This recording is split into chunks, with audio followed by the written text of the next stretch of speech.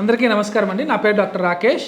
నన్ను చాలామంది పేషెంట్స్ అడిగే ప్రశ్న ఏంటంటే, సార్ నేను బీపీ టాబ్లెట్స్ అలాగే షుగర్ టాబ్లెట్స్ రెగ్యులర్గా తీసుకుంటున్నాను. అయినా కూడా నా పేషెంట్కి కానీ నాకు కానీ ఈ బ్రెయిన్లో స్ట్రోక్ కానీ హార్ట్లో స్ట్రోక్ కానీ వచ్చింది సార్. ఎందుకని ఇలా వస్తుంది? నేను టాబ్లెట్స్ రెగ్యులర్గా వాడుతున్నా కూడా ఎందుకు నాకు ఈ ప్రాబ్లం వస్తుందని అడుగుతూ ఉంటారండి. సో మీరు ఒకటి గమనించాల్సింది ఏంటంటే, టాబ్లెట్స్ వాడినంత మాత్రాన రెగ్యులర్గా టాబ్లెట్స్ వాడినంత మాత్రాన ఇలా మీ కాంప్లికేషన్స్ బీపీ షుగర్ వలన వచ్చే కాంప్లికేషన్స్ని కంప్లీట్లీ అవాయిడ్ చేయలేమండి. టాబ్లెట్స్ అనేది మీకు వచ్చే కాంప్లికేషన్స్ని పోస్ట్పోన్ చేస్తాయి. అంటే ఫర్ ఎగ్జాంపుల్ మీరు టాబ్లెట్స్ వాడలేదు అనుకోండి, మీరు బీపీ షుగర్లతో బాధపడుతూ ఉంటే మీకు స్ట్రోక్ అనేది త్వరగా వస్తుంది. అదే మీరు టాబ్లెట్స్ రెగ్యులర్గా చక్కగా ఒక డాక్టర్ అడ్వైస్తో టైంకి వాడుతూ మీ షుగర్ని బీపీని కంట్రోల్లో పెట్టుకుంటే చాలా వరకు మీ కాంప్లికేషన్స్ని పోస్ట్పోన్ చేసుకోవచ్చు.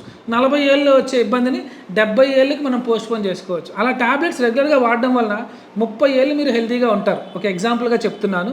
సో టాబ్లెట్స్ గుర్తుంచుకోండి, మీరు రెగ్యులర్గా టాబ్లెట్స్ వాడుతున్నారు, మంచి కంట్రోల్లో ఉంటున్నారు అంటే కాంప్లికేషన్స్ని చక్కగా మీరు పోస్ట్పోన్ చేసుకుంటూ మీ హెల్తీ లైఫ్ని కాపాడుకుంటున్నట్టు లెక్క.